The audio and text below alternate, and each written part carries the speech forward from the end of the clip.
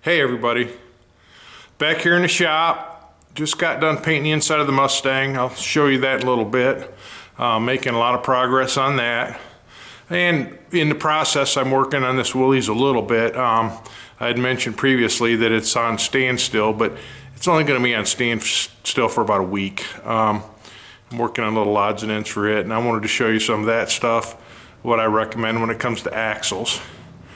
And a little bit about that. Flagging axles to me is pretty important. I've seen kingpin bosses bust out of axles because they're improperly welded. One of the new processes that whack axles has been doing is called flagging, where they weld a little piece of flat stock on the kingpin boss and then weld the kingpin boss and that flag into the axle. And I'm going to show you a little bit of that.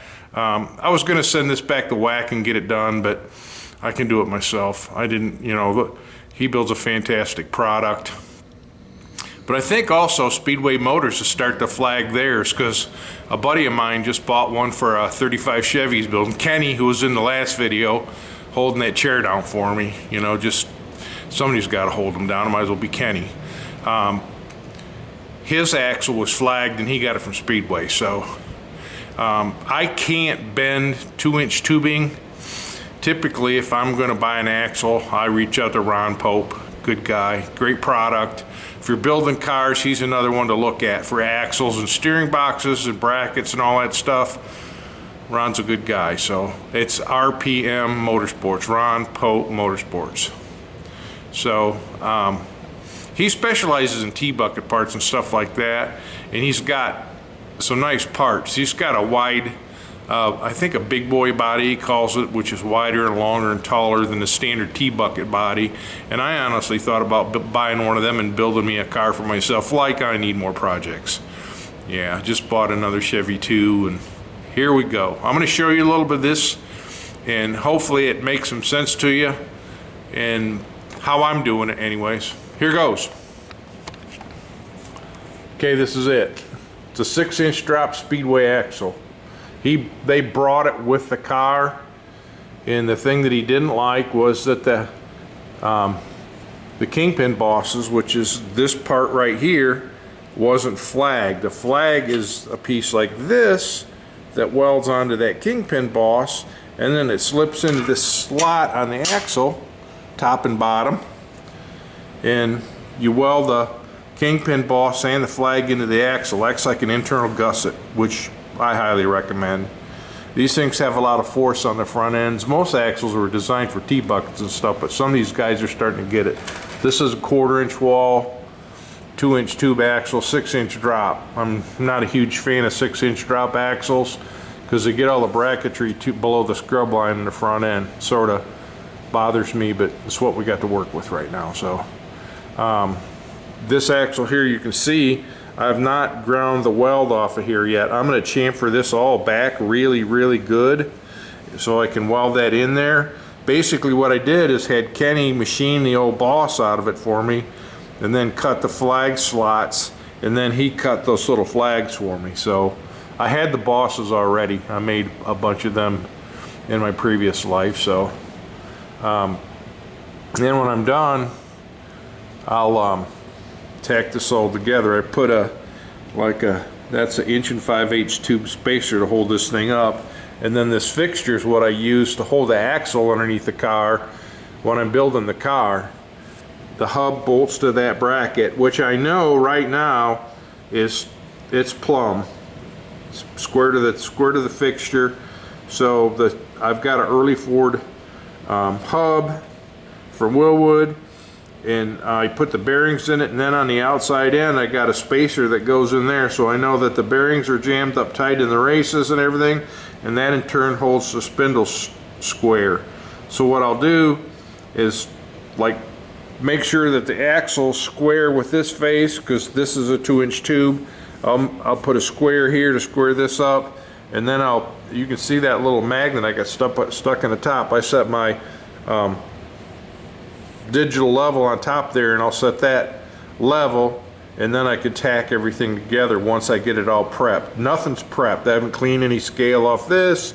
They haven't chamfered this back to weld it, but I'll do all that and put it right back together.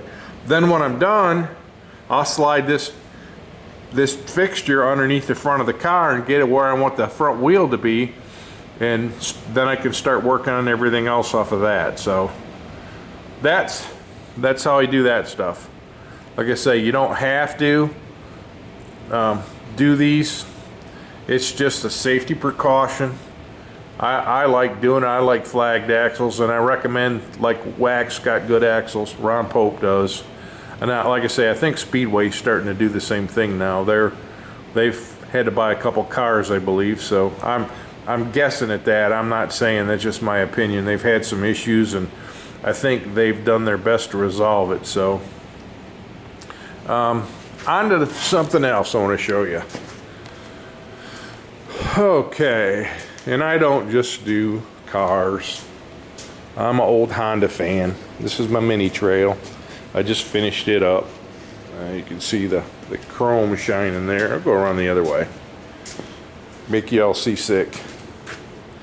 It's a 1970 HKO, which means it was a 4-speed with a clutch. Bought it out to the motorbike show in Portland, and it took me about 5 years to put it back together. Not like I was working on it hard, but it's got a 125cc clone engine on it, and, you know, tried to use a bunch of the Honda parts over. Turned out pretty good. I'm pretty happy with it. Parts I got for that, I got from a place up in Zeeland, Michigan called Trail Buddy. They specialize in Trail 70s and 50s and stuff like that. And there's lots of clone parts. You can buy, like, the engine you can get on Amazon. I think I got mine on Amazon for 140 bucks. They're cheap, but it's a brutally fast bike right now. Runs great. So, in Trail Buddy, they have, like, the headlights in the aftermarket, like a Chinesium piece or Taiwan, wherever they come from. But they got plug-and-play wiring harnesses to make all that stuff simple, all the parts. So that's my Honda. And there's the chassis. She's back from the powder coat shop. We just got her back the other day. I've done nothing other than cut the plastic off of it that they wrap it with. B&B Powder Coating did this for me. Fantastic job. One of the things I'm going to talk to you about here is powder coating, okay? You can see this is nice and shiny black.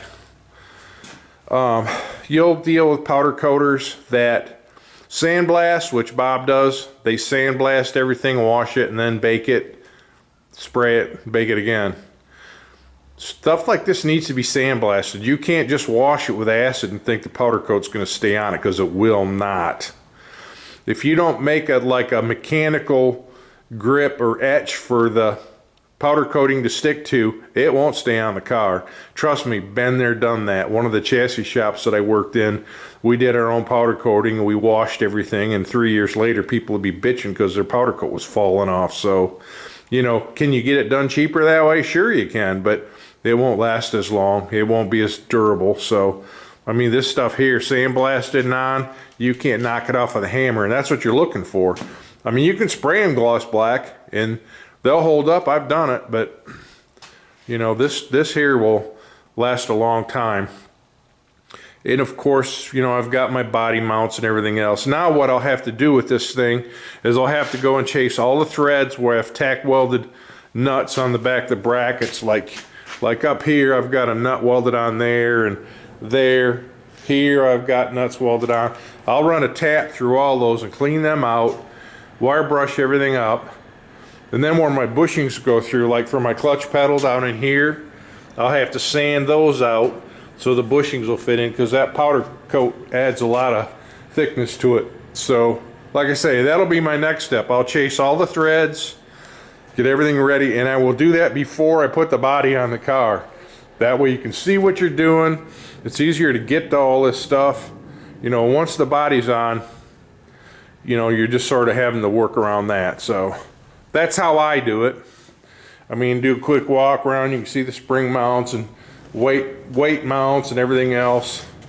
You know, battery box, fuel cell mounts, all that stuff's done. as I showed you before, my checklist, I go through that.